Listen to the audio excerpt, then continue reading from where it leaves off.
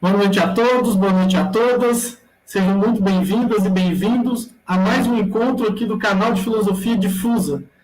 Eu, professor João Francisco, aqui da UFT, tenho a honra e o prazer de apresentar a todos vocês o professor Jacinto Lins Brandão, professor de Língua e Literatura Grega da Universidade Federal de Minas Gerais, que se dispôs muito gratamente a falar sobre a radicalidade de Platão aqui no nosso encontro do Difuso. Lembrando que o canal Difuso tem suas parcerias e o GEP, né, o Grupo de Estudos Platônicos, é uma delas.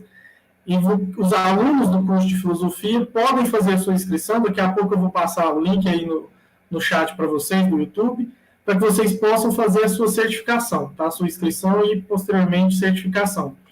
Ao fim, né, pouco antes de terminarmos a nossa fala, nós teremos, eu vou postar também um link de confirmação, para que vocês cliquem confirmando a presença de vocês, né, que não sejam só um robô, para que vocês possam futuramente receber o vosso certificado. Bom, o grupo de estudos platônicos tem também o nosso blog, né, onde a gente publica materiais, né, que não são alguns de autoria minha, outros de professores conhecidos. Os professores que participam do Difusa sempre podem postar seus vídeos e seus materiais lá. Então, depois eu posso passar o link aqui também do blog para que vocês participem de uma maneira geral.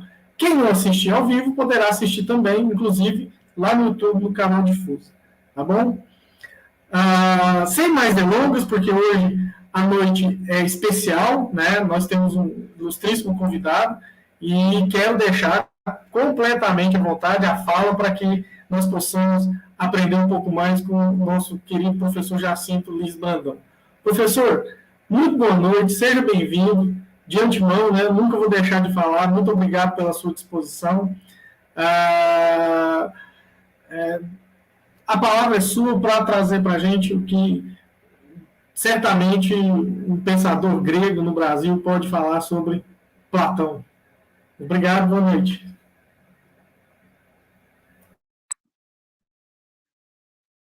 Bom, boa noite. Tá funcionando, né, meu microfone?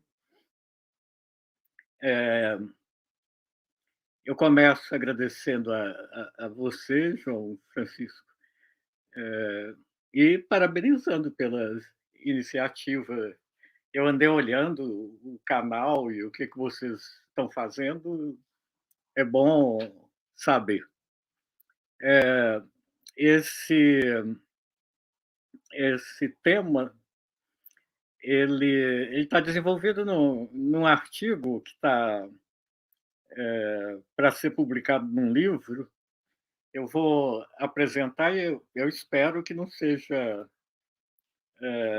muito complicado para apresentação oral. Eu acho que não é, não.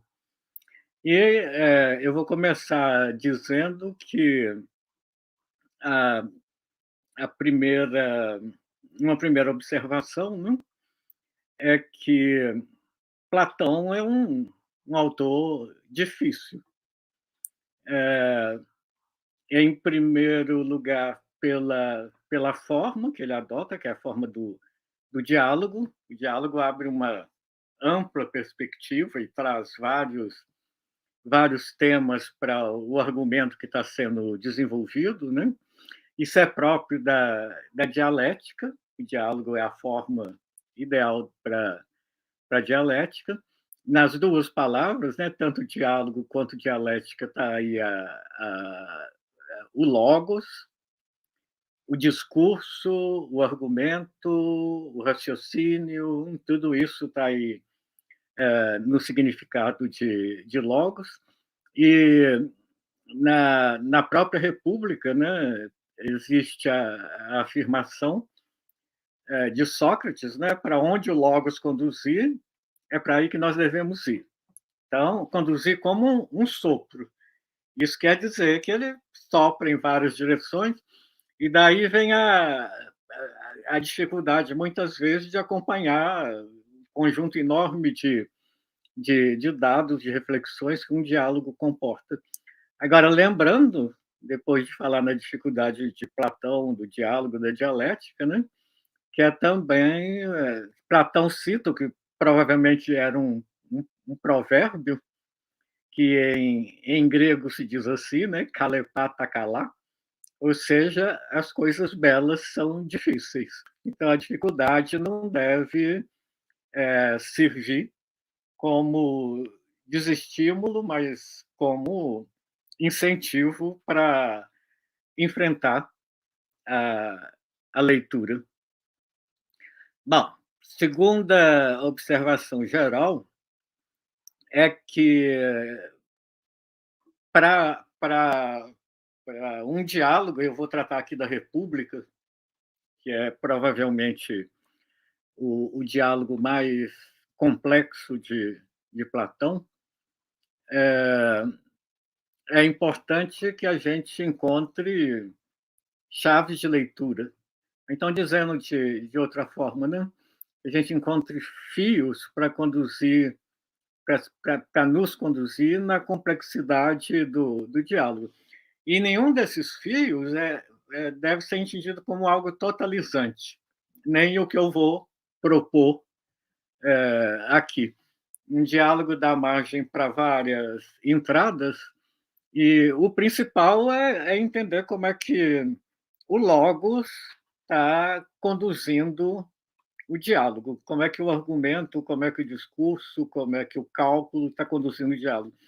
Pensando, inclusive, que uma obra como República não deixa de configurar uma espécie de experiência mental. Experiência mental é um método científico, inclusive, né? Quer dizer, criado uma determinada situação com controle do logos, com controle aí, racional, então vão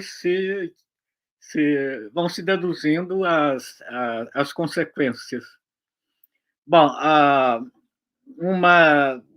essa dificuldade e a importância do fio de leitura decorre também de que o diálogo, por natureza, é transdisciplinar. Quando a gente tem um tratado, né, no modelo dos tratados de Aristóteles, tem a metafísica, a física, os tratados biológicos, a retórica. Quer dizer, eles são disciplinares. Num diálogo de Platão, tudo o conjunto da cultura interessa, e essa perspectiva, justamente do trânsito entre várias esferas, por isso eu disse transdisciplinar, é que marca o diálogo. Bom, o fio que eu proponho hoje aqui, né, seria esse da radicalidade, né? Pensando que o pensamento radical define bem Platão. E lembrando que radical é quem vai à raiz. Então, é o exercício constante, vai à raiz das questões que estão sendo colocadas. Essa raiz, né, é o que em grego se expressa, e isso vai ser reiterado várias vezes nos vários diálogos, mas principalmente na República, se diz como arqué. Esse pensamento sobre arqué, ele vem dos filósofos anteriores a Platão, o que nós chamamos de pré-socráticos, né? A gente devia falar pré-platônicos, talvez fosse mais exato. E aí eu começo lembrando que a arqué tem 3 significados básicos. Ela indica o começo, como nós usamos em arqueologia, né, estudo lá do começo temporal, indica também um princípio de onde que as coisas se desdobram, como quando a gente diz arquétipo. Então, o que seria isto? E o terceiro sentido importante, que é poder, como está na própria palavra grega arconte, que é o governante, mas está também em monarquia, oligarquia. Quer dizer, isso significa que as três coisas estão relacionadas. Buscar quer buscar um começo, um princípio e um poder. Tá? Vamos pensar, né, a relação que tem o princípio com o príncipe. Isso esclarece muito em termos de pensamento o que é a investigação que nós encontramos em Platão. Bom, eu vou começar de uma passagem já no último movimento da República, está no começo do livro 8, em que Sócrates diz o seguinte, ele está dialogando com Glauco, e ele diz o seguinte: muito bem, isso ficou acordado. Essa palavra em grego é homologeita. Isso é um traço próprio do diálogo. O diálogo e da dialética. Tá? O diálogo e a dialética estão visando a homologia, a concordância. O dizer, o logos, né, semelhante. Então, Sócrates diz, muito bem, isso ficou acordado, Glauco. Na cidade que será sumamente governada, comuns serão as mulheres, comuns os filhos e toda a educação, do mesmo modo que as ocupações serão comuns, tanto na guerra quanto na paz, e deles os reis serão os que, tanto em filosofia quanto em face da guerra, se confirmem os melhores. Aí o Glauco responde, fica acordado, tá? Homologate de novo. Sócrates continua, e também nisso convimos que, quando então se estabeleçam os arcontes, os governantes, então lembrar que a raiz de ser arqué, né? Conduzam eles os guerreiros para habitarem nas casas de que falamos antes, nada de próprio ninguém tendo, mas comuns a todos sendo elas, as casas. Além de casas, assim, também as posses, se vocês se lembram, acordamos quais eles poderiam ter.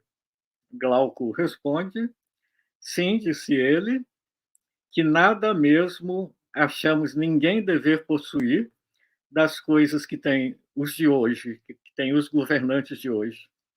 Como atletas da guerra e guardiões, o salário da guarda recebendo dos outros, e esse salário é o alimento necessário para um ano, eles próprios, os governantes, devendo ocupar-se do resto da cidade.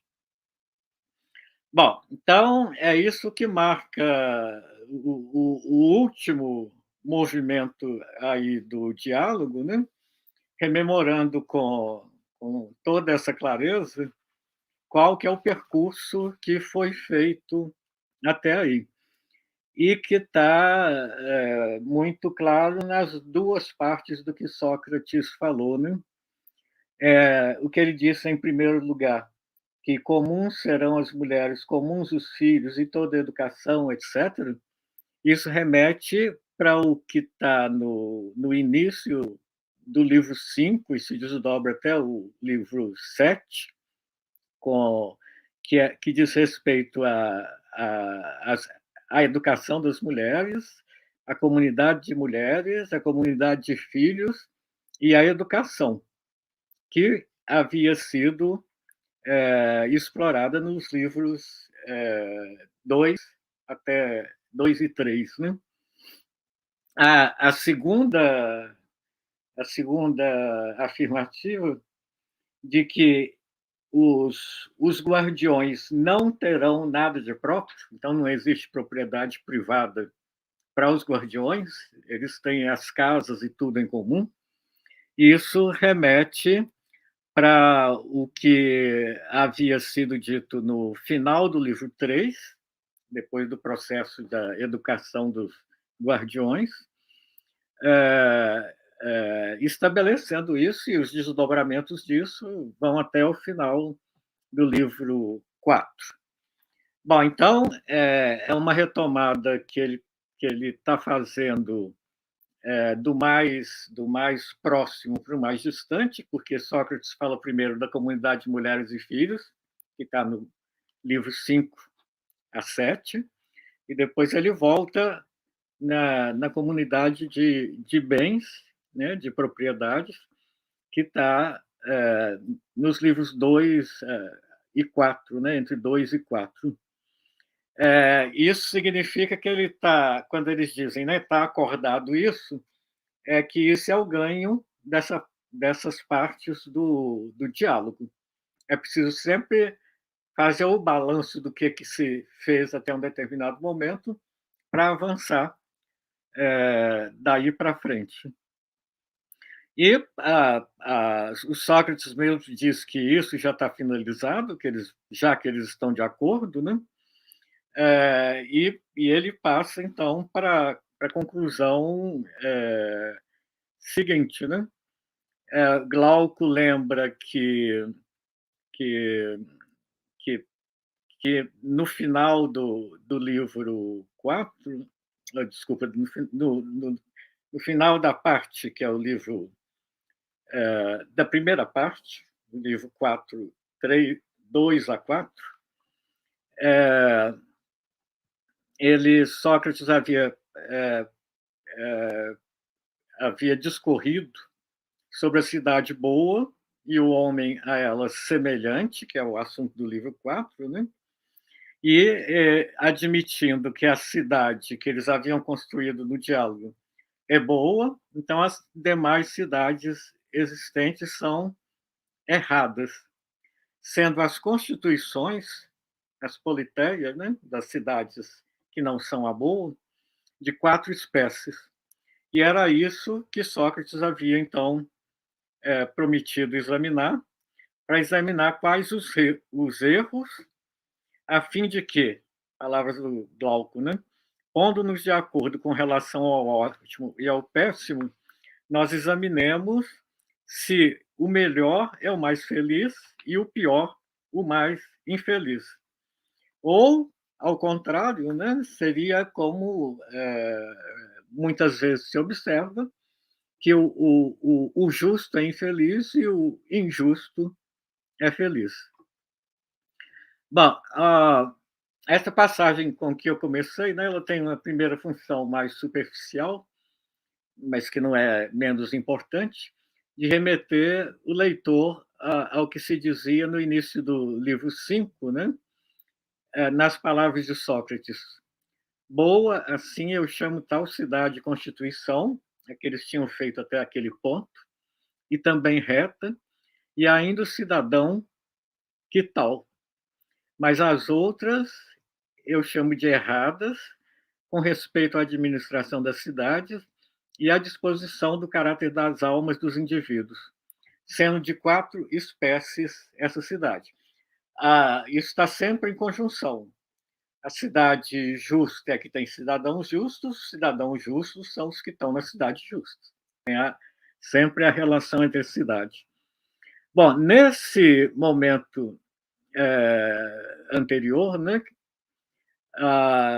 o interrogado, então, por Glauco, né, sobre quais seriam essas 4 espécies de cidades erradas, então é que se descreve com riqueza de detalhes a interrupção feita por Polemarco e Adimanto, que estão dialogando também com Sócrates, e que acusam Sócrates de estar roubando toda uma espécie não desprezível do Logos, a qual ele havia feito referência antes, dizendo, e eles estão cobrando, que ele detalhe o que diz respeito a mulheres e aos filhos.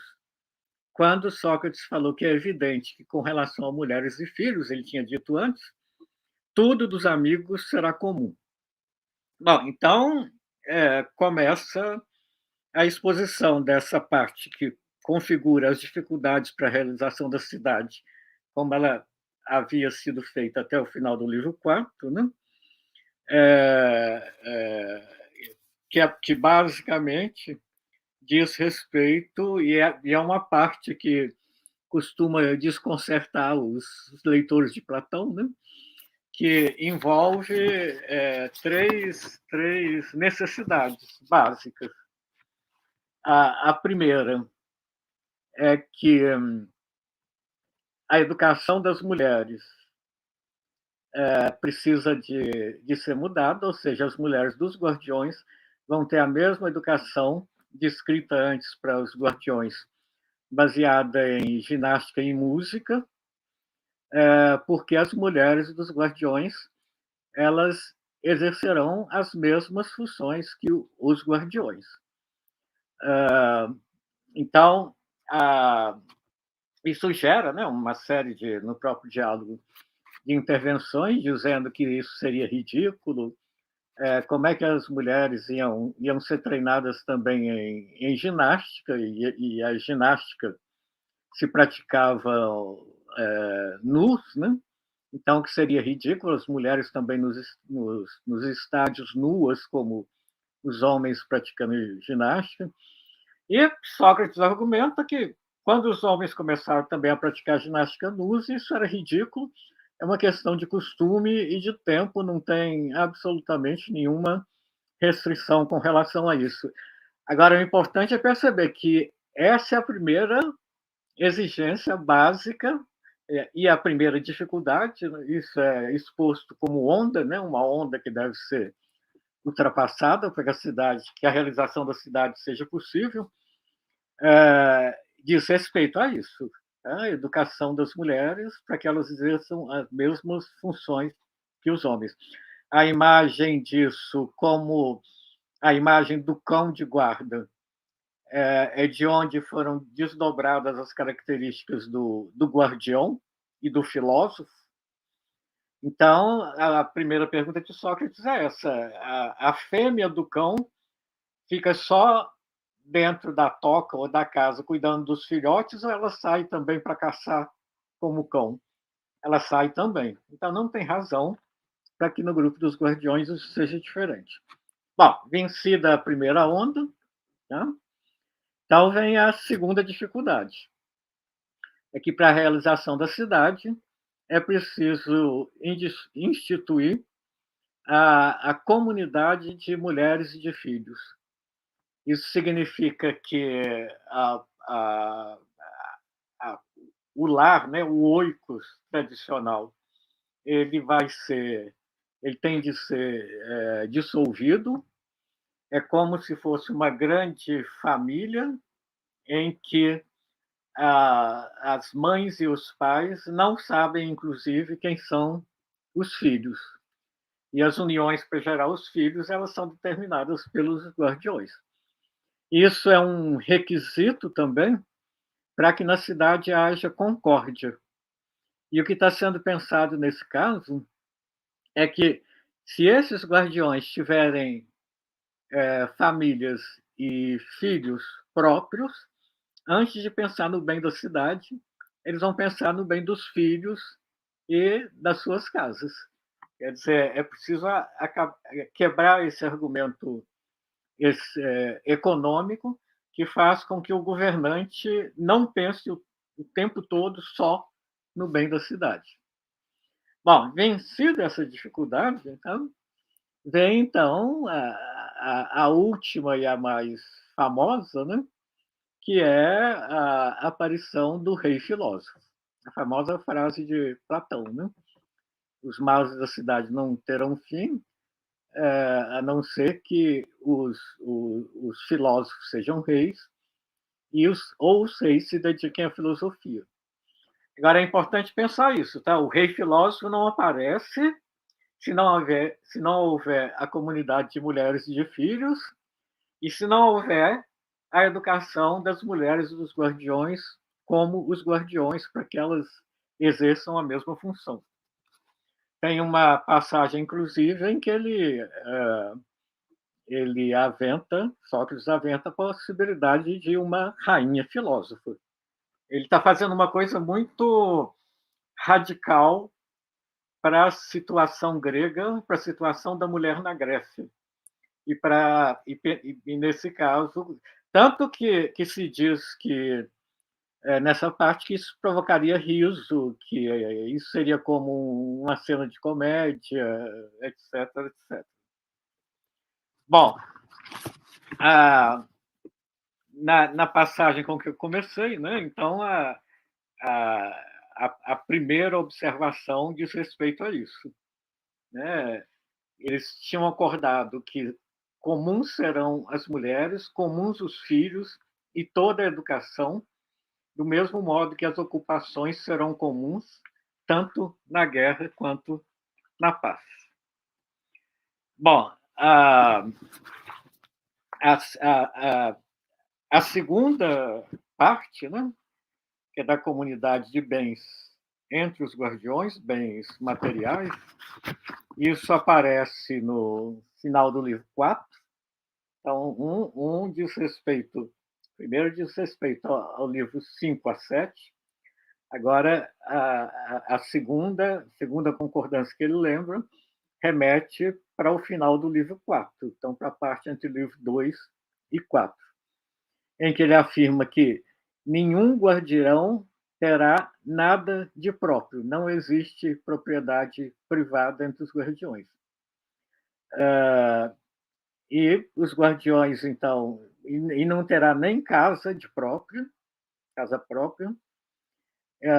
O pagamento que vai ser recebido por eles por guardar a cidade, essa é a função, eles são guerreiros, é o alimento que a cidade fornece para esses guardiões. De novo, é a mesma lógica, né? Se ele tiver bens próprios, antes de pensar nos bens da cidade, ele vai pensar nos próprios bens. Tudo isso está sendo proposto como, e é uma proposta radical, tá? E tanto é radical que a pergunta se isso se realiza em algum ponto é uma pergunta improcedente. Sócrates diz, essa cidade não existiu e provavelmente nunca existirá, o que não quer dizer que não tenha um modelo no céu. Agora, esse modelo que está sendo feito no diálogo, ele tem como finalidade, ele tem como projeto, né, como a realização dele, é que ele sirva como um contraponto para se pensar as cidades históricas, a cidade como elas existem, não para que isso seja desenhado completamente, mas para que sirva como o objeto de contemplação de quem faz a constituição das cidades, dos governantes, para assemelhar as cidades existentes ao máximo a essa cidade justa. Vamos lembrar que o argumento da República é isso, né? É a justiça, que é o argumento por excelência político. O objeto da política é um só, justiça. Na constituição das cidades gregas, né? Quer dizer, tem a contraparte disso, que está ligada ao oikos, a casa. Então, o que em grego se chama, tá? Oikonomia, administração da casa, é uma esfera que se choca frequentemente com a esfera do que é a política, que diz respeito à polis, à cidade. Esse é um problema da política constante. Tá? Porque a casa é o domínio do particular, a casa é o domínio da propriedade. E o bom administrador de uma casa, né, o bom econômico, tá?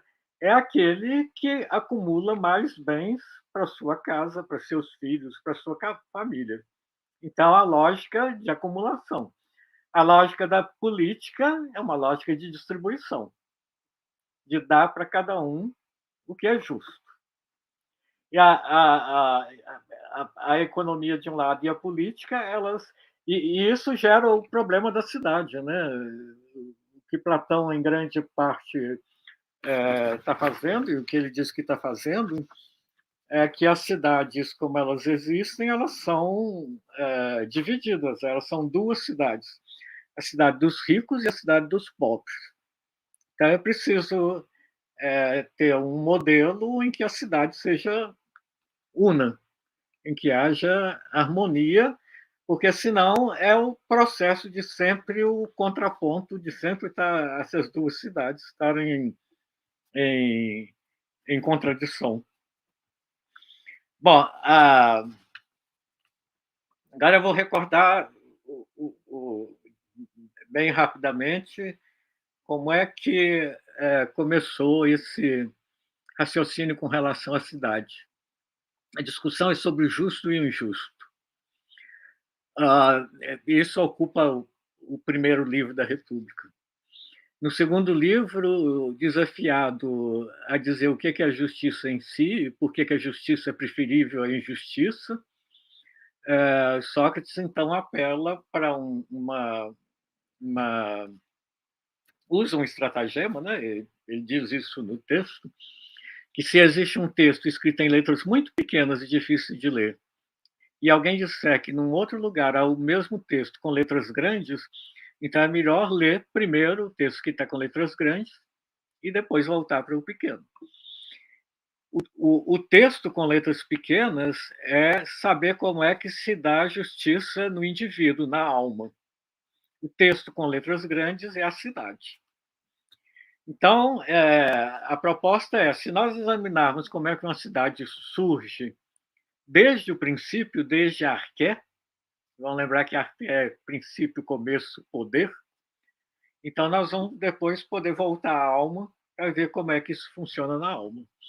E aí começa, então, o processo de fundação da cidade, em que ele diz, né, então vamos, desde o princípio, desde a arqué, com o logos, façamos uma cidade. Bom, eles começam a fazer a cidade.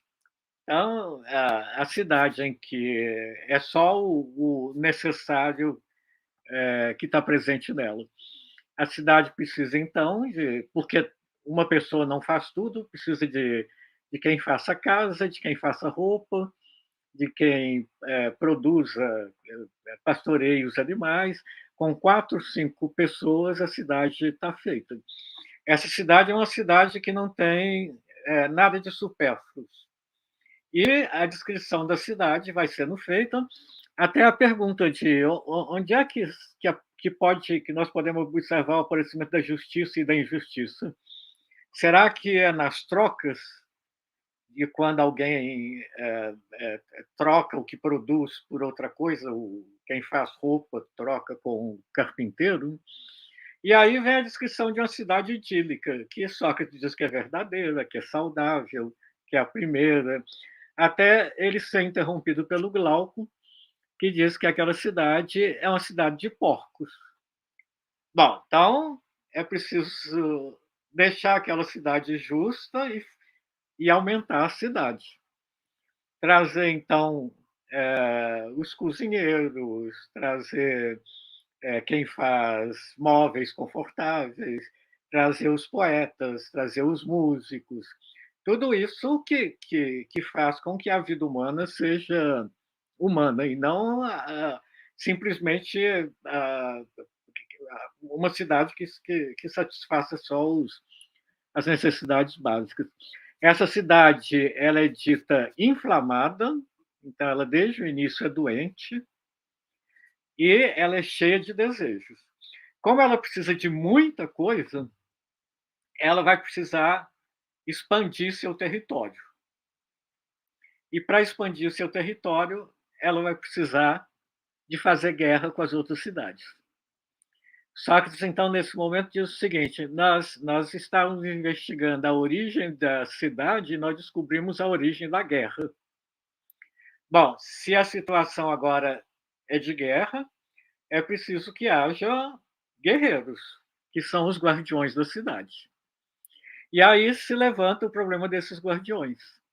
Que formação que eles precisam ter para que eles sejam como cão de guarda, que é dócil com os familiares, é dócil, então, com os habitantes da cidade, e é bravo com quem vem de fora. Porque, senão, o que acontece também muito comumente, né, é que esses guerreiros se voltam contra a própria cidade. Então, ele começa a definir, tá? Essa é a natureza do filósofo, é a natureza do cão de guarda. E essa imagem do cão, ela vai passar por vários pontos da República, eu já falei com relação às mulheres, né? Bom, a educação dos guardiões entra, então, em cena, a educação que é a tradicional, com ginástica e música, mas começando pela música, a música é tudo que diz respeito à musa, tá? Então, ela tem a parte da poesia, com que se começa, a parte musical mesmo, quais são os ritmos, as harmonias adequadas, e depois a ginástica, nessa ordem de importância. E precisando de tudo isso, porque alguém que se dedique preferentemente à ginástica vai virar um brutamontes, sem critério nenhum, mas alguém também que ficar só na esfera da música vai virar um molenga que não vai poder ser guardião da cidade. O guardião tem que ter essa natureza do cão, essa natureza irritadiça que defende a casa, né, onde ele está. Bom, depois disso se passa para a alma, né? Eu não vou discorrer, isso seria um assunto inteiro no livro 4, mas está desenhado esse primeiro momento da cidade. E o que é importante aí, então, é que para essa cidade ser constituída, o essencial é a educação, a paideia. Se não modificar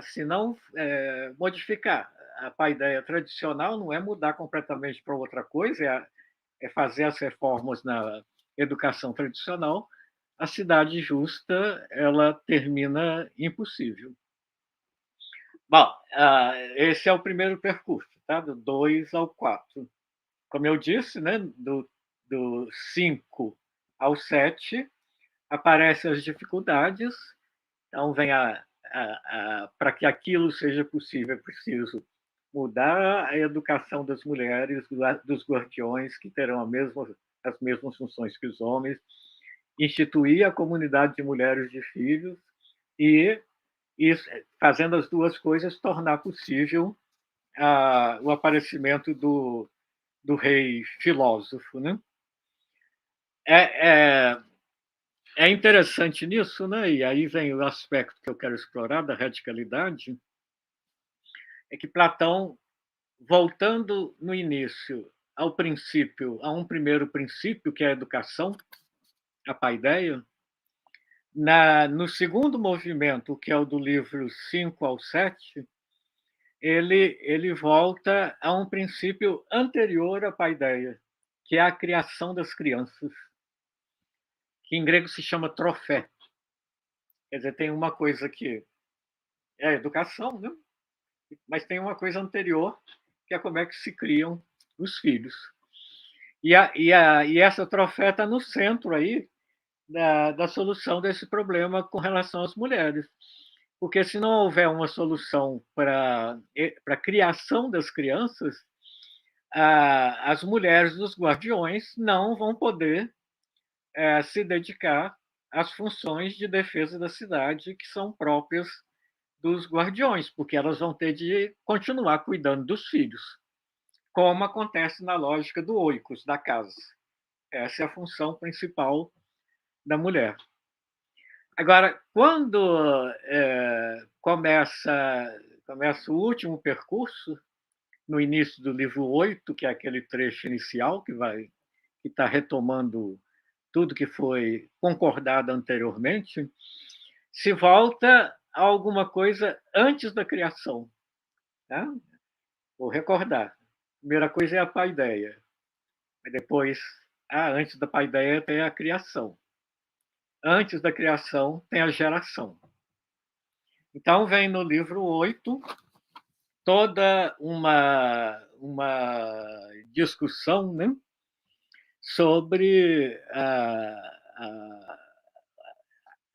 o momento oportuno, tá, para a geração dos filhos, como é que isso vai ser regulado. Tem gente que entende, tá, que isso se aplica à cidade toda. Eu não concordo com isso, não. Eu acho que ele está falando o tempo todo dos guardiões, dos governantes. Né? Tem o eu esqueci o nome de quem eu quero citar agora. O nome dele é Domingues. Que ele acha que essa educação é para a cidade toda. A Carolina Araújo também acha que essa educação é para a cidade toda. Eu acho que Platão está se referindo só aos governantes. Isso quer dizer que fora dessa esfera dos guardiões, que são os governantes, a estrutura da casa, da família, etc., ela se mantém da forma como é. Bom, aqui um trecho importante, tá? Que expõe isso que eu estou dizendo. Sócrates diz o seguinte: com certeza, uma constituição, desde que bem lançada, irá crescendo como um círculo, pois criação e educação, salvo a sua nobreza, produz boas naturezas, e na sequência naturezas nobres, recebendo por sua vez tal educação, ainda melhores que as primeiras se tornam, tanto em tudo mais quanto em procriar, como também acontece com os outros animais. Aqui tem uma visão que eu diria, bom, ecológica. O homem não está separado do resto do mundo, tá? Que isso aqui pode parecer chocante, né? Tanto em procriar como também entre os outros animais. Mas ele está pensando também, né, que desde que a educação é a primeira providência, desde que ela seja feita daquela forma descrita, é como jogar uma pedra na água, né? Isso vai se ampliando em círculos e o resto do que seria desejado para a cidade vai acontecendo. Como no final, como no livro entre os 5 e os 7, né, se chega na situação da cidade governada pelo rei filósofo, o 8 ao 10º, mas principalmente o 8º e o 9º, Sócrates vai tratar das constituições das outras cidades. E, nesse caso, a abordagem não é de como essas outras constituições, que são mais ou menos injustas, mais ou menos erradas, como é o termo que se usa, ou errantes, tá? Mas isso vai ser abordado da perspectiva da dissolução daquela cidade justa que havia sido desenhada nesses primeiros 7 livros da República.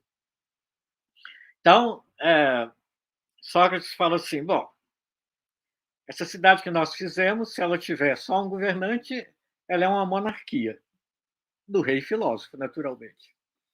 Se ela tiver vários governantes, ela é uma aristocracia. Aristocracia aí no sentido grego, tá? Aristos quer dizer melhores. Então, uma cidade em que os governantes são os melhores em termos de caráter, etc. Tá? E não, inclusive, de dinastia. Aí ele diz, né, que, então, a partir dessa cidade, vem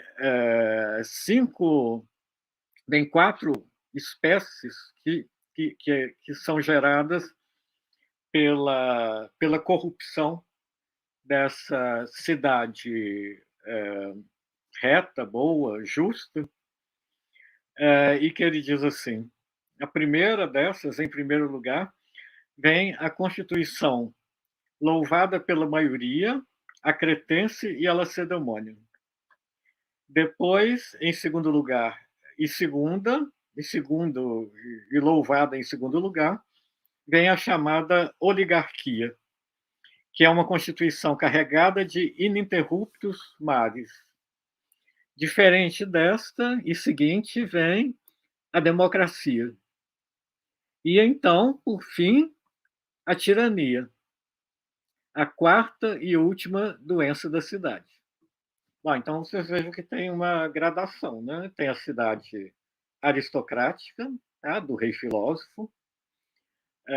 Quando ela se corrompe, gera-se a cidade para a qual ele dá o nome de timocrática, e é essa que ele diz que é a da Lacedemônia e de Creta. Esse nome não é corrente para se falar de cidades em grego. Agora, o nome que ele está dando é o nome Timé, quer dizer honra. Então, a cidade timocrática é aquela em que o valor maior é a honra. A cidade do rei filósofo, o valor maior é a justiça. Quando ela se corrompe pela educação, a educação que não é dada corretamente para os filhos e a criação que não se faz naquele modelo leva a que essa cidade se transforme na cidade timocrática, em que o maior valor é a honra. É uma cidade de guerreiros que estão disputando nas honras que eles recebem. Também pela educação e pela criação, essa cidade se corrompe e gera a cidade oligárquica. O maior valor da cidade oligárquica é o dinheiro. Então, na cidade oligárquica, os governantes têm como objetivo ajuntar o máximo de dinheiro, de riqueza, para si e para os seus filhos. E para a sua família.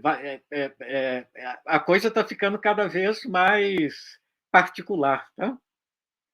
A justiça é essa coisa de toda a cidade. Quanto mais vai havendo a corrupção, vai se chegando cada vez mais no particular. A seguinte, que é a democracia, né? O maior bem da democracia é a liberdade. Então, nessa esfera da liberdade, na medida em que a liberdade vai se tornando o único valor, a cidade democrática cai na anarquia, porque todo mundo, ninguém tem de respeitar lei nenhuma, a não ser sua própria liberdade. E o máximo de liberdade, palavras de Sócrates, conduz a pior das servidões, que é a cidade tirânica. Porque na tirania, o único valor são os desejos do tirano.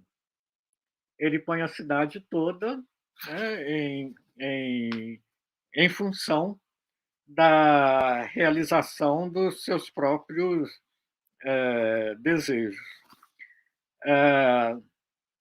É interessante essas definições, né, do que é o maior bem de cada uma das cidades. Quer dizer, se parte do conjunto da cidade, daquela cidade em que os governantes não têm propriedade privada, não têm família, não têm filhos próprios, não têm mulheres próprias, as mulheres não têm maridos próprios. Né? Se parte dessa coisa comunitária, até chegar no máximo do individual, que é o tirano, que só tem em vista aquilo que ele visa. Né? Bom, nessa exposição, tá?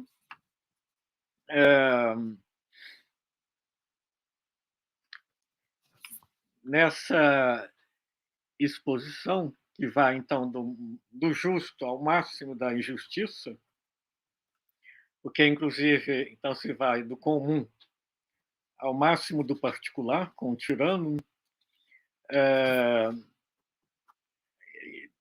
Sócrates vai agora tratar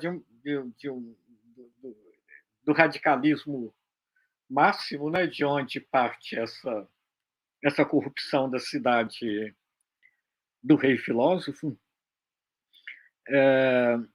E para fazer isso, já que ele vai tratar de um assunto complicado, ele entrega o discurso para as musas e diz como é que as musas falariam sobre aquilo. A passagem é a seguinte: ele fala assim: muito bem, tentemos falar de que modo a timocracia viria a ser a partir da aristocracia, a primeira, a primeira que vem a ser a partir da cidade do rei filósofo, né?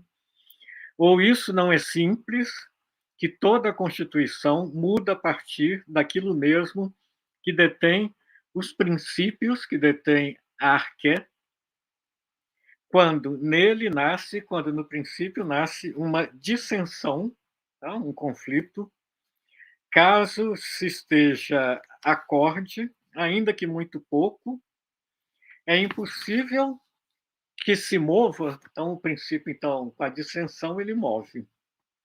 Glauco concorda, falei isso mesmo. Sócrates continua. Assim, então, Glauco, falei eu, como nossa cidade se moverá e em que dissentirão os auxiliares e os poderosos, os arcontes, tanto uns contra os outros, quanto entre eles mesmos? Ou você quer que, como Homero, supliquemos às musas que nos falem como então, primeiro, a dissensão aconteceu e façamos que elas, à moda trágica, como com crianças brincando e se divertindo conosco, como se falando sério, falem em fala altissonante. Então, vocês vejam que o problema acontece na arqué, né? No princípio daquela cidade justa e na esfera dos governantes. Eles começam a discordar entre si. É interessante porque no início do livro 5, né, então no movimento dos 5 ao 7, eu vou voltar. É interessante que no livro 2 está em causa os poetas e muito Homero e Hesíodo. Tá? Os poetas do ponto de vista da mitologia. Quais que são as primeiras histórias que se contam para as crianças? No livro 5, está em causa a comédia, principalmente pela situação das mulheres fazendo também ginástica. E também a história de tudo ser comum, os filhos, tudo isso provoca riso, como na comédia. Aqui agora ele faz uma citação, né, como Homero, como primeiro a dissensão aconteceu. Isso ele está retomando um verso de Homero no começo da Ilíada. E a Ilíada é justamente isso, né? É a dissensão entre os dois chefes do exército dos gregos em Troia, entre Agamemnon e o Aquiles, que produz todos os desdobramentos no poema. Bom, o que as musas... então, aqui nós voltamos para uma epopeia guerreira. Tá? O que as musas dizem é uma coisa complicadíssima, tá? De como é que vai ser regulado o momento próprio para que os guardiões tenham relação sexuais, visando a procriação dos filhos. Ele usa um argumento geométrico dificílimo de entender o que ele está falando. É bom lembrar que ele falou assim, as musas elas vão falar brincando como se elas estivessem falando sério. É muito provável que isso aí tenha um efeito de brincadeira. Tá? Agora, o importante que eu acho nisso, nessa perspectiva da radicalidade, é esse retrocesso. Quer dizer, começa com a educação das crianças, mas a educação das crianças não vai funcionar se não tiver uma criação adequada, que é anterior à educação. A criação não vai funcionar se não houver uma coisa adequada, que é a procriação. Tá? É interessante que o foco está sempre nas crianças, e isso é a radicalidade de Platão, tá? De ir na raiz. Se eu não souber o que está acontecendo com as crianças, não é depois que a pessoa está adulta que eu vou resolver um problema que devia ter sido aquilo de como que vou dizer de um modo nosso, tá? De como é que a sociedade tratou, tá, as suas crianças, tratou inclusive isso, né? Como é que a sociedade trata na Constituição todos os assuntos relacionados a ter filhos, a como criar os filhos, a como educar os filhos. Então, isso dá essa perspectiva, né, de quanto o princípio é importante, a arqué, né,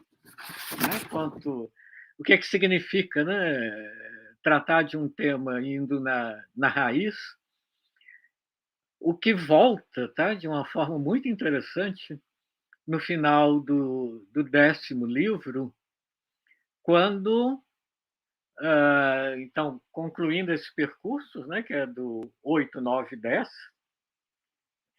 em que volta o problema da poesia, volta o problema da mimese, volta Homero, que é o que Platão mesmo dizia, que é o educador da Grécia,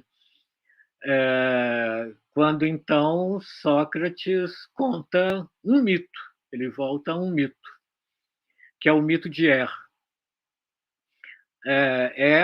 né, um panfilho, então ele não era grego, ele morre ele aparentemente morre durante uma guerra, ele é dado como morto durante 9 dias, mas no 10º dia ele volta. E aí ele foi capaz de contar o que acontece depois da morte. Né? Depois da morte existe um julgamento, tá? E dependendo do que foi feito em vida, as almas vão ter destinos diferentes depois da morte, mas a concepção de Platão é que a vida não é um processo linear, mas ele é um processo cíclico. Então, depois que a alma passa muito tempo, tá? 2000 anos, desencarnada, ela volta de novo para uma nova vida. E, dependendo do que ela fez na vida anterior, no momento em que ela vai escolher o seu destino na nova vida, ela tem que mostrar a temperança e a sabedoria de escolher um destino, de escolher um daimon, tá? Escolher, então, um caráter adequado. Senão ela vai ficar nesses ciclos, né, sempre com uma vida injusta. A justiça também depende disso. É interessante que nessa história ele está voltando para o que precede a concepção. Né? Quer dizer, a última mostra de radicalismo, que inclusive o Deus diz para as almas: se a alma faz uma escolha ruim, a culpa não é do Deus, a culpa é de quem escolhe. E é interessante que a República dizendo, né, que foi assim que o mito, esse mito de se salvou, e se nós acreditarmos nele, ele nos salvará. Quer dizer, ele foi radicalizando a arqué do que ele estava pensando. É importante isso, né? Na concepção que ele está elaborando, tudo isso são os requisitos para que possa existir uma cidade justa, para que possa existir uma cidade em que digamos, em que a política possa se desenvolver plenamente, lembrando que o único objeto da política é a justiça. E a justiça diz respeito à distribuição. A outra lógica, que é a lógica da administração do oikos, da casa, né? Ela é legítima, mas ela não é a lógica da cidade toda. Então, a República é um excelente exercício de radicalidade que espanta desde a antiguidade, tá? Espanta muito os leitores. Aristóteles já achava que essa cidade é impossível, como se Platão tivesse implantar na prática, justamente pelo lado econômico. Ninguém ia querer colaborar à cidade se não tivesse benefícios econômicos, materiais para sua casa, para sua família. Dissolver a família é uma coisa absurda. Tem um comentador, um tradutor de Platão, de uma boa edição da República, da coleção Le Belles Lettres francesa, né, grego-francês, que ele põe uma nota no pé de página na história da comunidade de mulheres e filhos, dizendo assim: bem se vê que Platão não tinha família, porque é um absurdo pensar uma coisa dessa. Quer dizer, pensar nesses termos é não compreender aquilo que ele disse. Para onde o Logos conduzir como um sopro, é para aí que nós devemos ir. Tá? Não compreender essa dimensão de experiência mental que a República tem, e que termina sendo, né, o que nós devemos aprender, tá, da dialética platônica e do que está expressa aí no diálogo, né? Que, afinal de contas, fazer filosofia é pensar com radicalidade. Essa, inclusive, é a função política do filósofo. Aquele filósofo, né, que no livro 7 estava na caverna, ele sai, contempla o lugar das ideias, né? Mas a função dele é voltar para a caverna. O filósofo não fica no mundo das ideias, não fica no lugar das ideias. A função dele é voltar para a caverna, onde as coisas aparecem nessa forma obscura, mas a função, então, é mostrar o que seria um modelo, esse modelo de cidade que não existe historicamente em lugar nenhum, mas esse modelo, esse paradigma, né, que está no céu e que serve de contraponto para as cidades onde nós, humanamente, levamos a nossa vida. Obrigado. Agora é com vocês que falam. Gente, a gente conseguiu ver em uma hora uma aula sobre a República, né? É inacreditável a capacidade de síntese do professor. Eu tô pasmo, assim, né? Porque eu nunca consigo nem sonhar num texto de 10 livros, né? Fazer uma síntese bem articulada como o professor Jacinto nos proporcionou nessa noite. Bom, manifestem suas perguntas, suas dúvidas no chat, já o professor vai responder. Enquanto isso, eu vou fazendo aqui as minhas elucubrações, né? O professor me deixou muito intrigado com uma série de questões, né? Algumas, acho que há uma afinidade muito próxima, né? Eu vejo muito claramente esse movimento do diálogo, de trabalhar a imagem das coisas, o modo como a realidade aparece e subverter na ordem do conceito uma outra questão, ou pelo menos evidenciar o quanto uma nova imagem refletida, como a imagem da comunidade das mulheres, dos filhos e do rei filósofo, que é uma nova construção de imagem, né, me parece ser muito isso, essa imagem refletida esboça uma ordem do conceito, né, e não uma ordem do aparecimento. E parece ser esse íntere, né, esse caminho que o Platão, na figura do Sócrates, aí, tenta desvelar, né, ou revelar na discussão que está havendo sobre a justiça. Então, professor, algumas das perguntas que eu tenho, existem algumas que extrapolam assim, o que o senhor falou, porque são mais curiosidades minhas mesmo, e eu queria compartilhar se o senhor já pensou sobre isso, já se ateve a esse tipo de dúvida. Mas uma delas é uma aparente contradição, podemos dizer assim. Porque o Sócrates ele vem elencando uma série de funções específicas na produção do conceito de justiça, e quando no fim da terceira onda ele diz o filósofo é o rei, no meu entendimento parece que são duas funções.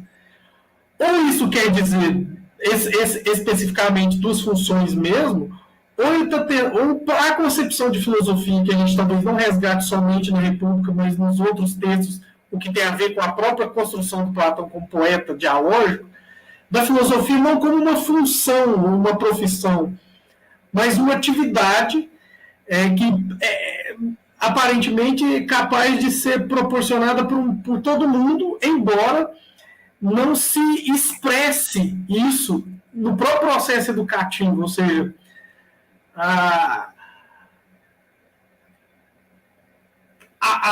capacidade de reflexão ou de pensar o conceito, talvez ela seja naturalmente dada, mas ela não socialmente, ou no mundo em que se existe, executada ou expressada. Não sei se eu consigo fazer essa pergunta, porque essa é uma dúvida que extrapola o seu texto. Tá?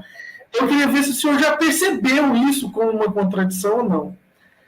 Mas por que eu faço essa pergunta? Porque aquilo que o senhor falou no começo, para mim, é fundamental. Né? A abordagem aos textos do Platão, elas jamais, né, isso eu aprendi com o senhor, né, em alguns textos que eu li para fazer minhas teses, minhas dissertações, ela jamais pode fazer uma concepção extremamente analítica da abordagem do que é um texto dialógico, né? Não adianta pensar o diálogo, a dialética, só como uma estrutura de apresentação pura e simplesmente, mas ela faz parte do conteúdo do que está sendo discutido, né? Então, eu estou tentando entender essa articulação entre diálogo e dialética como uma expressão da filosofia, né? Eu vou dar fôlego enquanto o senhor responde, e depois eu faço outras considerações. Essas aí, por favor.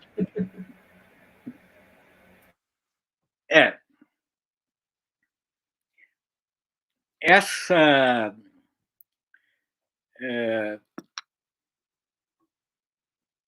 tem um pressuposto, né, que aparece desde o início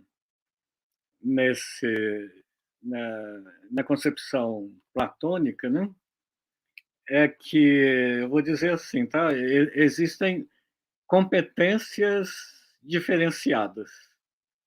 Né?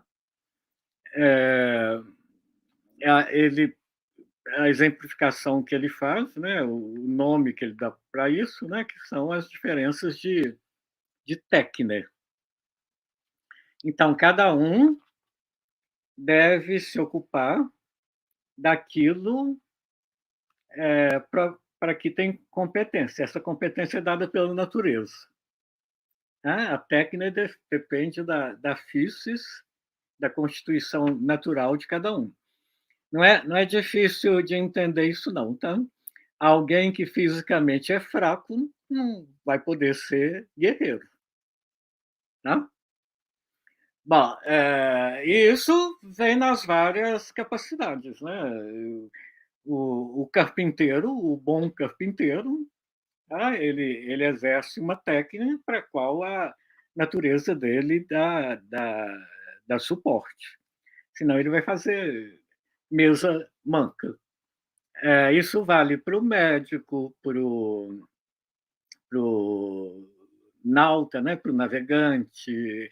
E ele vai usando essas várias imagens, né? Ao longo do diálogo. Então, isso implica que a filosofia também não é para todo mundo. É preciso de ter uma physis adequada para isso. Isso é uma coisa muito interessante para a gente pensar, tá? Porque é dito dessa forma, e ele fala muito, tá? A filosofia não é para os muitos. Essa expressão em grego que é hoi polloi, ao pé da letra é assim, os muitos, a filosofia é para poucos. Ele está pensando isso. A gente pode ter uma abordagem disso como se ele, de um viés, digamos assim, preconceituoso, tá? Como se ele estivesse desclassificando esses muitos. Agora, nós temos de pensar que também a medicina não é para os muitos. A carpintaria não é, a poesia não é. Tem uma série de competências relacionada com a natureza de cada um. Desculpa. Agora, eu vou dizer, eu acho que a perspectiva que a gente precisa de ter aí é que a filosofia não é a única forma de sabedoria. Tá? O bom carpinteiro é um só fosso. Tá? O bom navegante é um só fosso. Aliás, dessa perspectiva, existem vários sulfões. O médico, o carpinteiro, etc. Cada um tem sua técnica. E, no caso do filósofo, inclusive, ele não é um sofós, ele é só um filósofo, ele é só um amigo da sabedoria. Ele não tem uma sofia como aquelas que são essas outras espécies de sabedoria. Agora, o importante que ele está fazendo aí é recortando essa esfera. Quer dizer, ele está dizendo, tem uma esfera de sofia que é essa. Essa esfera de sofia, ela é inclusive ridícula, é aquilo que está no teteto. O Tales, que estava olhando para o céu para investigar o céu, uma coisa inútil, caiu no poço. E aí foi objeto de riso da escrava Trácia, porque, querendo saber o que tem no céu, ele não sabe o que está debaixo dos pés. E Sócrates, comentando, ele fala, a natureza do filósofo é ridícula, sim, porque o que é que ele está produzindo? Tá? Porque essas outras sabedorias têm uma forma de produção, né? Agora, aí também vem essa outra coisa, né? Eu vou pensar da perspectiva das crianças, no processo que ele está dizendo de educação. Então, quando ele começa lá, né, não precisa descobrir outra forma de educação do que a tradicional, ginástica e música, que é a educação aristocrática tradicional, tá? Porque o filho do carpinteiro, ele não é educado com ginástica e música, ele é educado na carpintaria. O filho do médico é educado praticando a medicina. Bom, então tem uma coisa aí que é aristocrática, em princípio, guerreira. Os guerreiros, Aquiles, é dito lá na Ilíada, né? O Fênix diz que ele educou Aquiles para ser hábil nos discursos e fazedor de proezas. Então, ele está partindo de uma coisa tradicional. E está fazendo modificações. O que começa primeiro, a ginástica ou a música? A música. A música, ela tem música e discurso, tá? Igual poesia cantada, né? Como eles usavam na Grécia. Vai ser primeiro a música ou vai ser o logos, que é o discurso? Vai ser o discurso. O discurso tem duas espécies, o verdadeiro e o falso. Nós vamos começar por qual? Pseudos, né? Aí o Glauco não sabe responder, ele fala pelo pseudos. E aí todo mundo leva um susto, né? Vai começar pela mentira? Começa educando as crianças com mentira?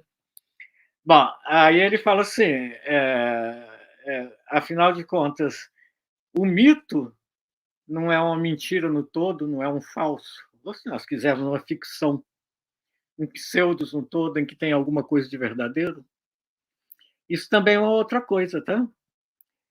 Você não educa a criança ensinando filosofia. Você começa a educar a criança contando histórias.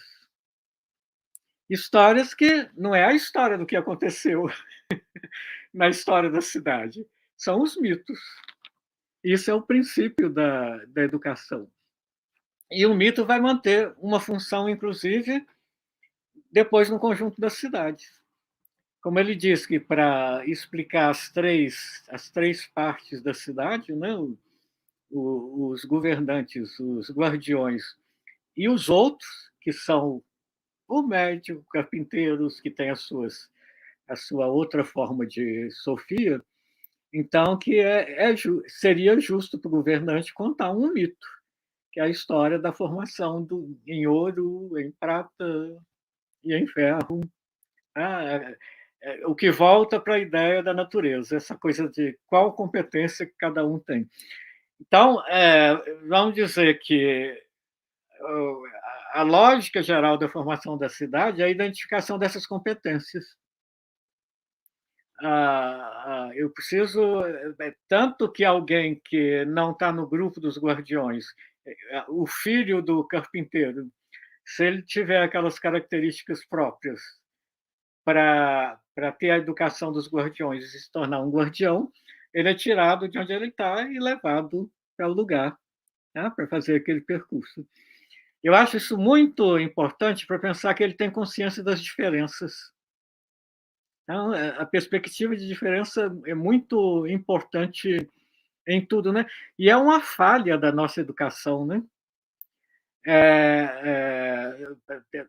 Aquele menino que não adapta na escola é porque tem algum problema com a escola, que não está considerando as capacidades que cada um tem e qual que seria o processo de desenvolvimento dessas capacidades.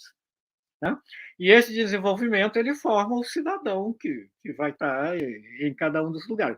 Bom, é claro que isso vai contra, tá? Platão está radicalmente contra a lógica da democracia. E eu sou a favor da democracia, tá? Não sou platônico. Inclusive, pelo que ele diz, que o maior bem, o bem da democracia é a liberdade. Eu gosto muito da liberdade. Agora, a crítica dele é essa, né? É que na democracia você pode eleger alguém que simplesmente não tem capacidade para governar. Nós conhecemos isso, né? Como conhecemos. E que simplesmente não governa. Quer dizer, não tem nenhuma aptidão para aquilo e não tem interesse nenhum daquilo, e isso provoca a ruína da cidade, né? Então, essa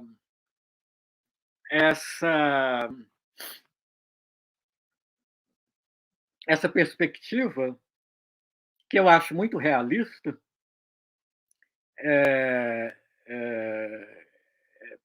está baseada sempre nessa ideia, né? Para uma natureza, uma técnica, que é aquele começo da cidade, né? Ele descobre, ele já tinha essa perspectiva, mas ele descobre isso quando a cidade precisa de um construtor de casas, um fabricante de sapatos, um fabricante de roupas.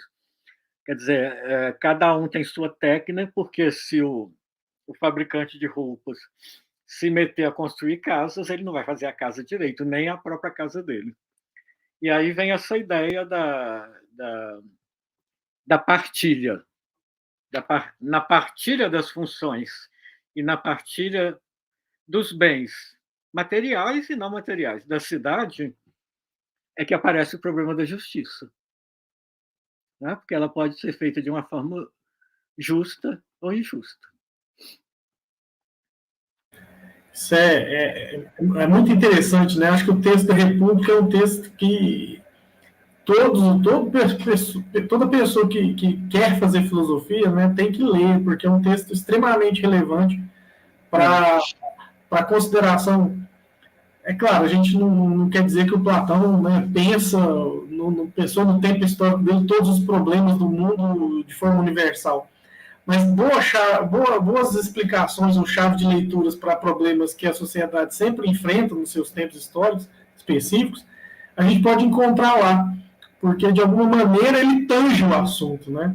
E essa das ondas, né, elas são fundamentais para exemplificar que se eu não vou conseguir, ou se pelo menos a gente se percebe, né, claramente uma sociedade em declínio, basta lembrar que Sócrates, dramaticamente, ele está vivendo ali a última década da vida dele, né? Então é uma época de declínio de Atenas como um poderio hegemônico, militar, etc.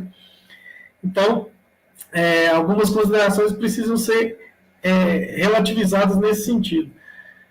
Professor, você falou uma coisa também que eu achei bastante interessante, na verdade duas, né? Uma é a assunção de que o objeto da política é a justiça, né? Eu ainda não tinha parado para pensar sobre isso de uma forma mais adequada, mas me chamou atenção muito para isso, principalmente porque a gente tem numa literatura platônica mais difundida que o texto da República se concentra praticamente em torno do livro sétimo e da ideia de bem, né? Então eu fico me perguntando que se a justiça e tudo aquilo parece a estrutura de desvelamento dessa ideia, né? Inclusive o bem faz parte disso, né? Não é que não está relacionado, mas se o objeto da justiça, se o objeto da política é a justiça, o que seria a ideia de bem no sentido se ela está relacionada ao político ou não? E aí eu vou fazer uma outra, porque ela não sei se ilustra ou se não tem nada a ver, mas tem a ver com uma coisa muito cara, né, ao senhor que trabalha com as letras, que é a questão da poética, né, ou da poesia grega, ou da literatura, né, é um termo que não existia na Grécia, mas que com a formação ou a construção de obras poéticas, né? O texto da República ele é o que ele tem nos seus, né, acho que livro 3, livro 4, já uma tentativa de construir o que a gente chamaria de primeira teoria literária, né? Teoria dos gêneros literários, falando sobre a diegese, né, a sua relação com a lexis e o problema com a mimesis, né, a relação mimética. E na República ele faz uma série de críticas a esse aspecto, né, da produção artística, poderíamos dizer assim, no sentido do belo, né, no sentido... Acho que essa diferenciação é um pouco complexa hoje com antigamente, porque o belo também não era só bonito, mas também funcional, prático, excelente por algum motivo, né? Então, moral, né? Então, o estético está muito associado ao moral desde Homero. Mas a pergunta é se o senhor vê o Platão absolutamente crítico, e depois, no final, ele vai, de alguma maneira, né, aí que ele vai descer a ripa no Homero mesmo e proibir, de certa forma, né? Mas se essa é uma exclusão da poesia no sentido geral, se o senhor vê isso, da exclusão de uma poesia no sentido geral, ou seja, de uma poesia específica, a que ele está usando, inclusive, como elemento de combate crítico. Porque me parece, aí sim, falando do diálogo como um todo, uma autocontradição também, porque é um poeta, né, poeses, né, põe fazer, fabricar, produzir, né? Então, o poeta que faz uma obra, né, com uma série de imagens, procurando estabelecer conceitos e ilustrá-los, porque o diálogo serve para ilustrar os conceitos, não poderia, como poeta, abdicar, né, da poesia na sua construção de uma nova, dessa radicalidade, né, ou seja, da proposta de uma nova possibilidade. Como que o senhor vê isso, né? É de fato uma exclusão, então, para funcionar o estado ideal, se aproximar dele, devemos excluir os poetas, ou um tipo de poesia, e que tipo, né? Como o senhor vê isso? Eu acho que a gente tem que pensar que tem uma... E na época de Platão, então, tem uma disputa pela educação. Quer dizer, a gente volta para a questão da educação, que já está no século V, né? Os sofistas são o que Platão chamou, né, de sofistas. Eles estão agindo na esfera da educação.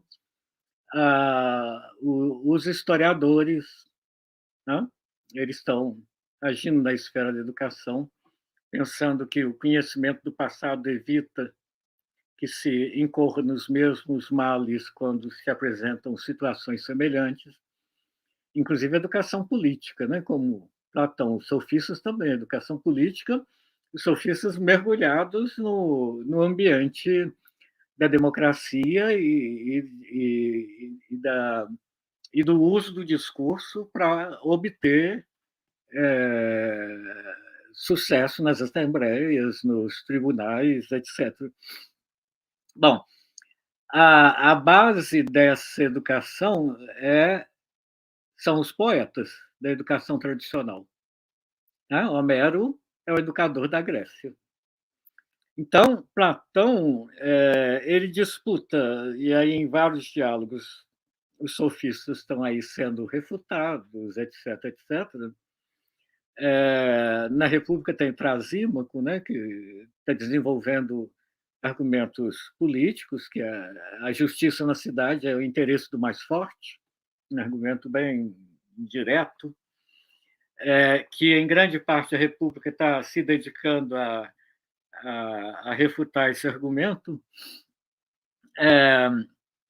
Curiosamente, tá, Platão desconhece os historiadores, a gente não encontra, ele fala de tudo e não tem uma linha sobre os historiadores, sobre Tucídides, sobre Heródoto, que já são referências, mesmo que alguma coisa que ele faça, nesse caso da política, tem o debate constitucional em Heródoto, né, que parece com essas várias constituições que ele está falando, ele não faz absolutamente nenhuma referência a isso, o que é um indício de que talvez os historiadores estão agindo muito na esfera em que ele mesmo se encontra. Bom, então, eu acho que tem que pensar isso, né? Tem um grande embate de Platão com Homero. Se nós fôssemos pensar, tá? Isso tudo que está na República, que está no livro 10, e na forma mesmo como aparece no livro 10. Se vem um poeta para a cidade, ou se vem Homero, nós vamos honrar como um homem divino, que faz aqueles versos maravilhosos, mas ele não vai ficar na cidade. Eu sempre digo para meus alunos, tá, que a gente só critica o que a gente admira. Que é o que a gente admira não nos afeta, né? A gente despreza. E isso é um processo, né? Aquela coisa bem assim, né? O filho que critica o pai, vamos pensar em adolescente, né? Naquela coisa assim. E isso é um indício de admiração. Ou isso que a gente faz, né? Na nossa atividade intelectual, que a gente está sempre refutando a leitura anterior de alguém, porque senão a gente está só repetindo, né? Se eu estou fazendo um trabalho interessante, eu estou. As leituras, os leitores anteriores que a gente escolhe são aqueles que a gente acha que têm importância. Eu diria que a relação de Platão com Homero é essa. Um texto que é talvez do primeiro século antes ou depois de Cristo, que é o Tratado do Sublime, ele diz isso, que ele dizendo que ele está falando do escritor em geral, que o escritor mais novo ele tem de emular com os escritores mais antigos para tentar ultrapassar os mais antigos. O exemplo que ele dá é de Platão com Homero. Então ele diz que é isso o que fez Platão com Homero, como se fosse um guerreiro jovem lutando com um guerreiro mais velho, inclusive mais adestrado, e muitas vezes Platão ultrapassou Homero. Então, essa perspectiva existe na própria antiguidade, na obra em geral, inclusive na forma literária dos diálogos de Platão. Bom, o problema da poesia e da mimese vem em dois momentos, né? E em duas perspectivas. No caso dos mitos, né, que se contam, e são os poetas que contam os mitos, tem também os mitos comuns, né, que as amas contam também. Nesse caso, a crítica dele é que aquilo sendo pseudos, no todo, deve ter o máximo possível num pseudo de verdade. Então, se o poeta representa os deuses como um deus não deve ser, mesmo que a gente não saiba o que um deus é. Mas aí ele vai dando, né? Um deus não pode enganar, como aparece nos poetas. Um deus não pode aparecer, metamorfosear, que a forma do Deus é perfeita. Se ele mudar em outra forma, ele tá deixando aquilo que é perfeito por uma coisa imperfeita. Isso é impróprio a um Deus. O herói não pode ficar chorando, os mortos não podem ficar lamentando a vida no Hades. Então, ele está pensando numa poesia, e se é poesia, é pseudos, tá? Poesia jamais vai ser verdadeira. A poesia é sempre ficção. Mas ela deve representar, do ponto de vista paidêutico, educacional, porque isso aí é a educação dos guardiões, tá? Ela deve apresentar os deuses, os heróis, etc., como o mais próximo possível de como eles são. Aí é a crítica dos poetas. E aí vem uma coisa muito interessante, né? Porque quando ele termina de dizer como deve ser o discurso, o logos, e ele passa pelos deuses, ele vai para os heróis, depois ele vai para os mortos, e aí, no final da discussão, Sócrates diz assim, bom, falta saber como que vai ser a representação dos homens.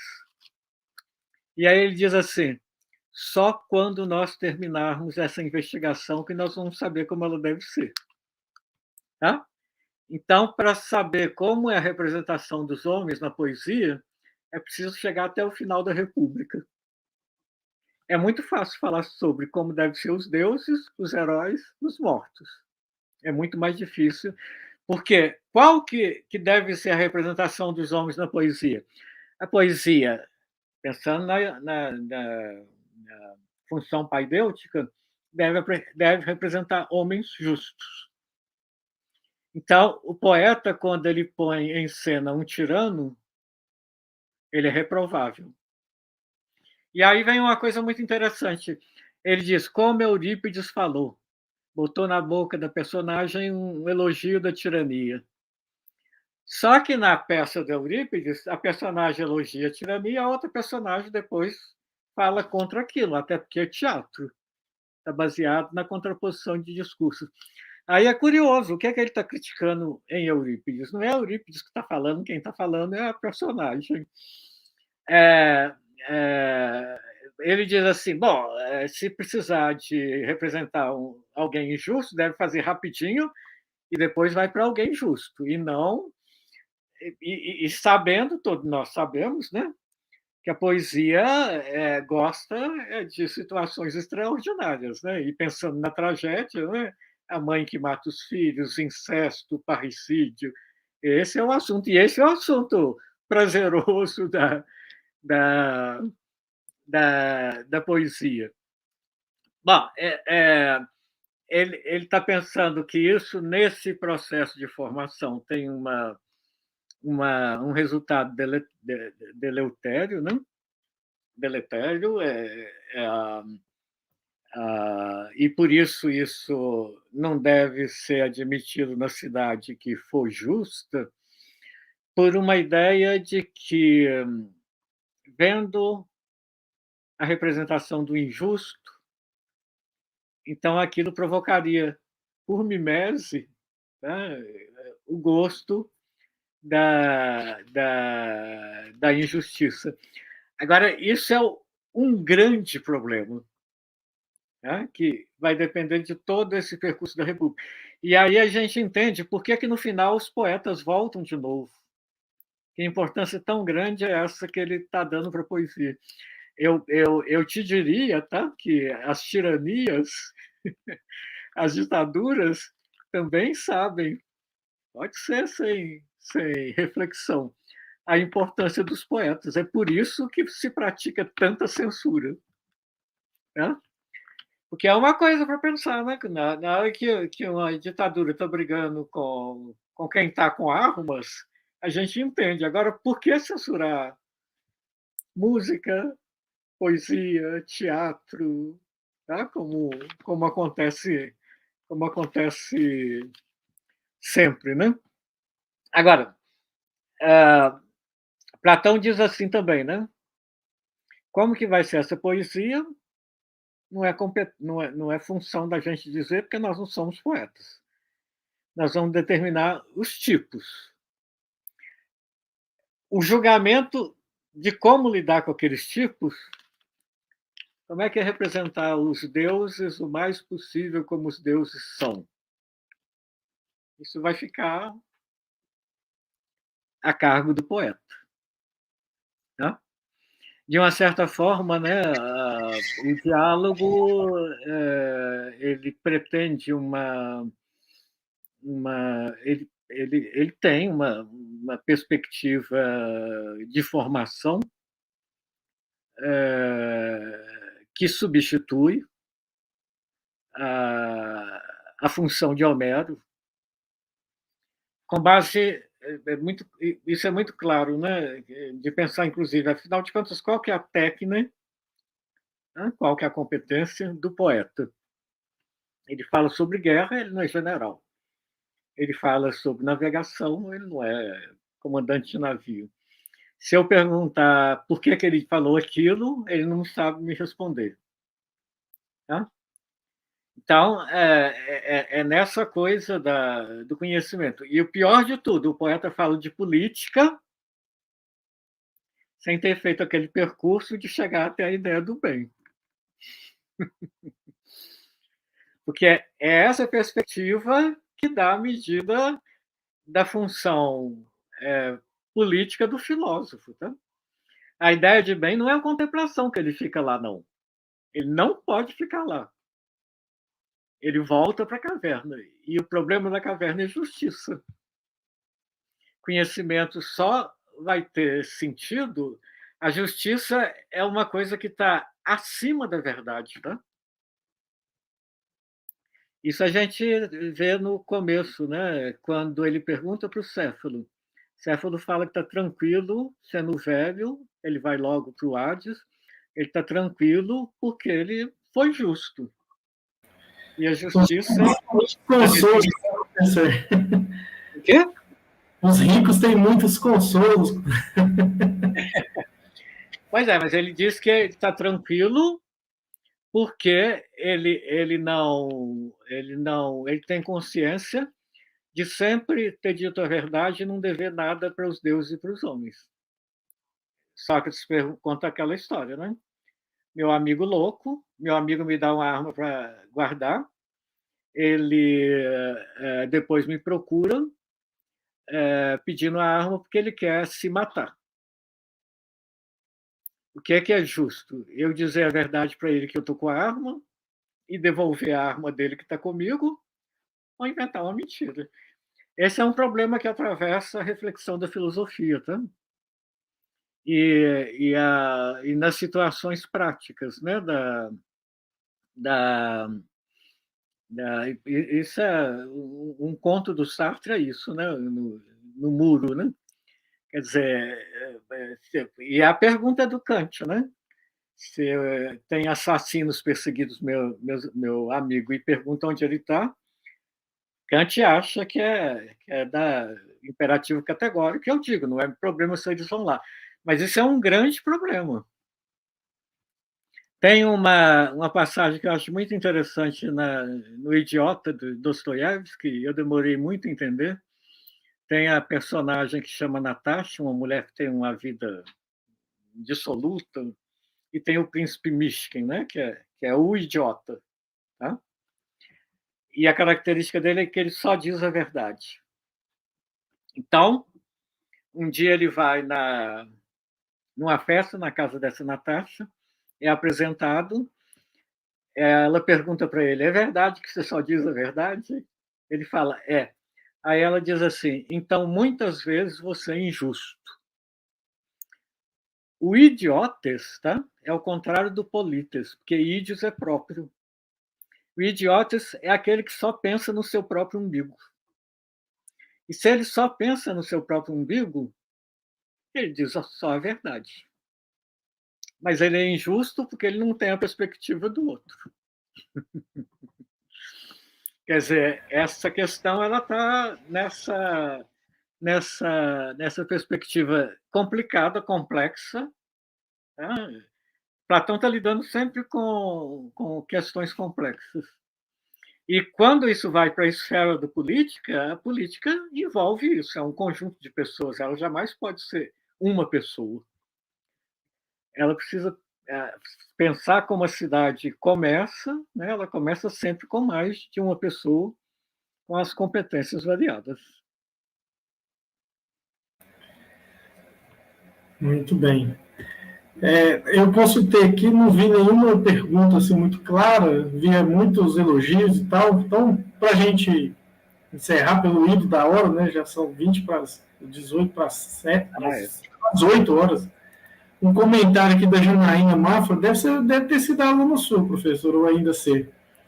Muito inspiradora a fala do professor Jacinto sobre a radicalidade do Platão, que faz um recuo pelo logos, experiência mental, até o que precede a concepção, arqué, no mito de Er. Obrigado. Interessante essa explicação dela, como esse volteio lógico, né, do fenômeno. Né? Comente aí, professor. Em relação com o seu comentário, né? Depois de tudo aquilo na República, ele termina contando um mito, igual os poetas. Agora, ele está dando ali, em grande parte, ele está praticando o que seria a poesia benéfica para a cidade. Tá?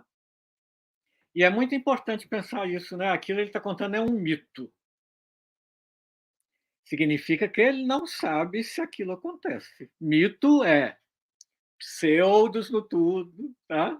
Mentira no todo, em que tem o máximo. Ele está ali contando um mito que ele está pensando que tem um máximo de verdade naquilo, mas aquilo não é um discurso verdadeiro. Então, é a complexidade da consideração da poesia. E muitas vezes as pessoas acham difícil entender, ou nem chegam, ou nem colocam o mito que está no final. E o mito é muito interessante, porque ele é contado e ele não tem reprodução de falas das personagens. Ele tem uma fala do sacerdote, né, que não tem efeitos miméticos, que aí vem também o problema da mimese. O problema da mimese, quando aparece no livro 3, é porque o poeta deixa de falar como ele mesmo e começa a falar como se ele fosse a personagem. Quer dizer, alguém que sabe imitar qualquer caráter é alguém que não tem caráter nenhum, como acontece com o ator e com o poeta. Tá? E o bom poeta é o que sabe fazer mimese, quer dizer, ele está querendo uma poesia que tenha o mínimo possível de mimese. Mas ela sempre vai ser mimética porque ela é pseudos. Tá?